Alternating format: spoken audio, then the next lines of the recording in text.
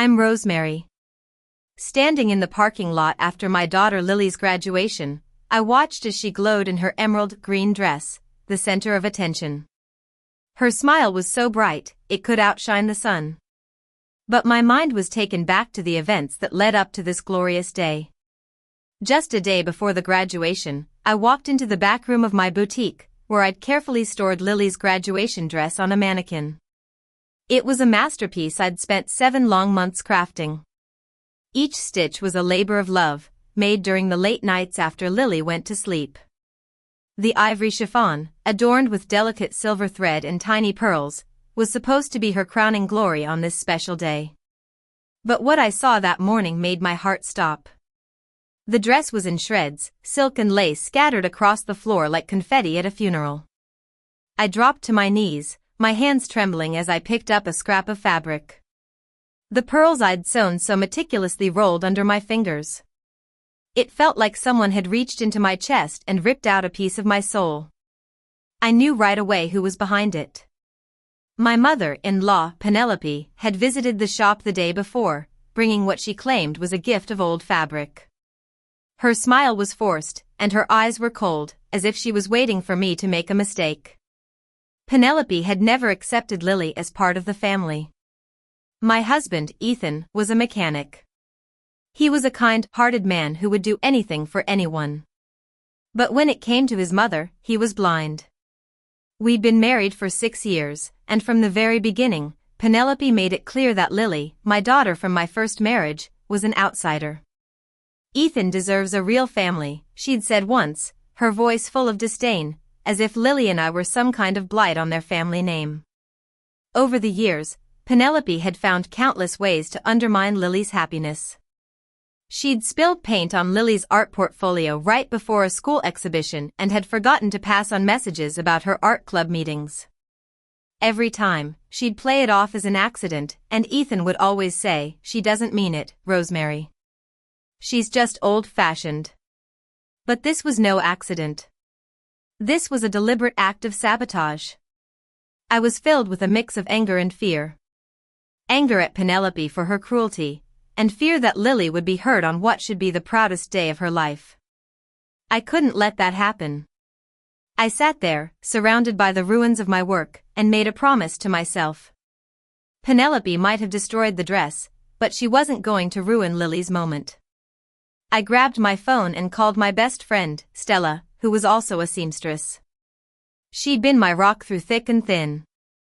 "Rosemary, what's wrong? You sound like you're about to cry," Stella said as soon as she picked up. I poured out the whole story, from the ruined dress to Penelope's visit. Stella gasped. "She did what?"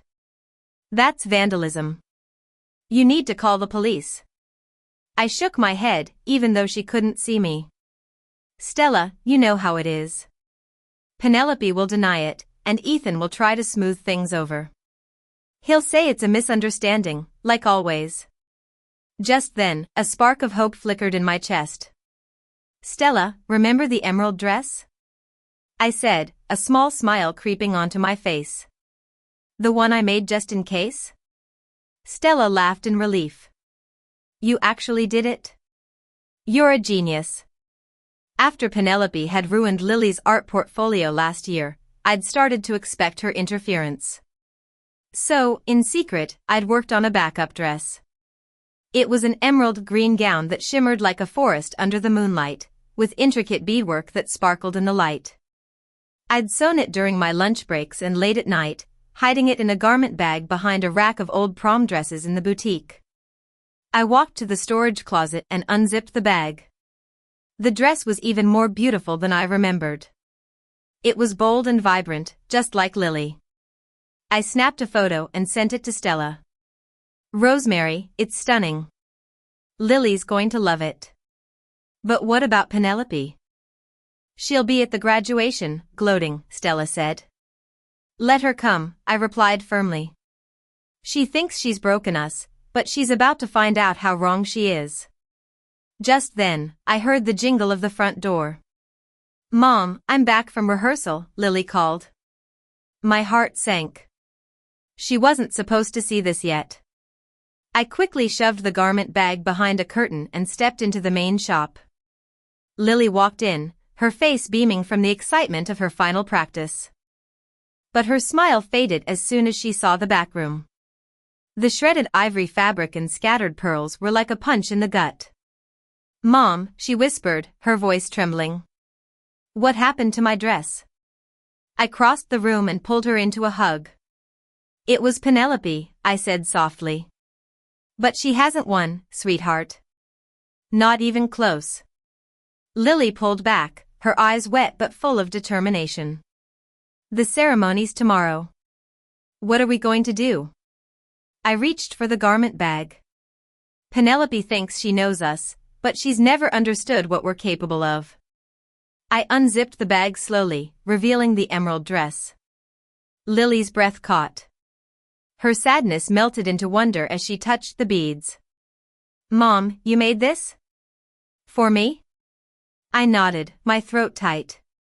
"Because you deserve to shine, no matter what anyone tries to take from you." The morning of the graduation was clear and fresh, with a sky that seemed to stretch on forever. I was in Lily's room, curling her hair, when Ethan poked his head in. His eyes widened at the emerald dress hanging on the door. "Rosemary, that's not the dress you showed me last week," he said, his brow furrowed in confusion. I kept my voice steady as I pinned a curl. "You should ask your mother about that. She stopped by the boutique yesterday while we were out." Ethan frowned, his hands fidgeting. "She wouldn't, would she?" I met his eyes in the mirror. "The pieces are still in my workroom if you want to see them." 7 months of work gone in an instant. He looked like he wanted to argue, but Lily spoke up. "Dad, it's not the first time. Remember my art portfolio? Or when she canceled my art show entry, pretending to be Mom?" Ethan's face paled, and I could see the gears turning in his head, but I didn't push. Today was about Lily. We arrived at the school early. The parking lot was full of families dressed in their best. Lily joined the other speakers, her emerald dress catching the sunlight like a precious gem. Heads turned, and I felt a swell of pride. She looked like she belonged on that stage. Then I spotted Penelope near the entrance, standing next to her husband, Henry. As we approached, her eyes locked on Lily's dress, and her face twisted with a mix of shock and rage. "What is she wearing?" she hissed, grabbing Ethan's arm. "That's not the dress you showed me." I smiled calmly, loud enough for the nearby parents to hear. "No, it's not. Someone destroyed that one yesterday using a key only family has. Good thing I always have a backup." Penelope's face turned red, and Henry raised an eyebrow. "Someone broke in?" he asked. "Not broken," I said, still smiling. "They used a key, right, Penelope?" Before she could respond, the principal called everyone to their seats. As we walked inside, I heard Penelope muttering to Ethan, probably trying to come up with an excuse. But I didn't care. Lily took the stage, the lights hitting her dress and making it glow like a forest at dusk. She stood tall, her notes in hand, and I could feel the crowd lean in, waiting for her to speak. I glanced at Penelope, sitting stiffly a few rows away. I knew she was bracing for what was to come. Lily stepped to the podium and began her speech. "Life isn't about the people who try to hold you back," she said, her eyes finding mine in the crowd. "It's about how you keep moving forward. Sometimes, the ones who should lift you up are the ones who push you down. But strength isn't just about standing tall, it's about getting back up every single time." The room fell silent, hanging on her every word. I could feel the weight of her story, the years of Penelope's slights and sabotage woven into every sentence. The emerald dress sparkled, a silent testament to our resilience. As Lily spoke, I noticed Ethan wiping his eyes. For years, he'd ignored Penelope's behavior, brushing off her accidents and cutting remarks. But now, hearing Lily's words, something in him changed. When she finished, the crowd erupted in applause. I saw parents whispering and glancing at Penelope, who sat frozen, her face a mask of barely contained fury. After the ceremony, we gathered in the parking lot for photos. Penelope approached, her smile forced. But before she could say a word, I pulled out a small leather journal from my purse. "Penelope, let's talk about yesterday," I said calmly but firmly. I opened the journal and read aloud. April, 2 years ago, Penelope spilled paint on Lily's art portfolio the night before her exhibition. July, last year, she called the school, pretending to be me, to cancel Lily's art show entry. Penelope's eyes widened, and Henry looked stunned. "You kept a record?" he asked in a low voice. "Every incident," I said, flipping through pages of dates, witnesses, and even a photo of the ruined portfolio. I'd known we'd need proof someday. Ethan took the journal, his hands shaking as he read. "Mom, how could you? Lily's my daughter, as much as anyone could be," he said, his voice breaking. Penelope's face twisted.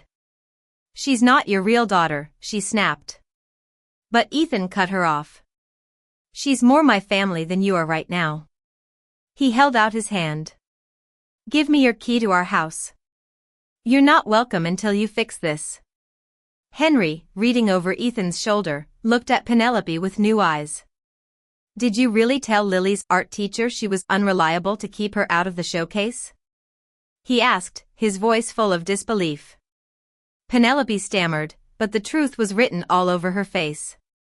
The rest of the day was a blur of celebration. Lily walked across the stage to get her diploma, her emerald dress glowing under the lights. The crowd cheered louder than I'd expected. Parents and teachers kept stopping us to compliment her look, her speech, and her grace. Each comment felt like a small victory, a reminder that Penelope's cruelty had only made Lily shine brighter. That evening, we celebrated at Lily's favorite diner. She was still wearing her dress, laughing over a plate of fries. Her face was free of the weight Penelope had tried to put on her for years. Ethan reached for my hand across the table. "I'm sorry, Rosemary," he said quietly. "I should have seen what she was doing a long time ago." Lily leaned over and hugged him. "You see it now, Dad. That's enough." My heart swelled as I watched them together. We were a family, not perfect, but stronger for what we'd been through. Later, our phones lit up with notifications. Penelope had posted on social media a long apology for her recent actions, saying she was stepping back from her church and community roles to reflect. Lily raised an eyebrow over her milkshake. "Think she means it?" I laughed. "Not for a second. But she knows we've got enough to expose her if she tries anything again." A few days later, Henry called. He'd found a box in their attic filled with broken art supplies, torn sketches, and even a ribbon from Lily's first art show. "She kept them like souvenirs," he said, his voice full of disgust. He was meeting with a lawyer, talking about divorce. Justice might not have come with a fanfare, but it came all the same. As I tucked Lily's dress away in her closet, its emerald fabric catching the light, I knew it was more than just a gown. It was proof that we could take the worst that life threw at us and turn it into something beautiful. Penelope had spent years trying to dim Lily's light, but all she'd done was teach us to shine brighter, plan smarter, and stand taller.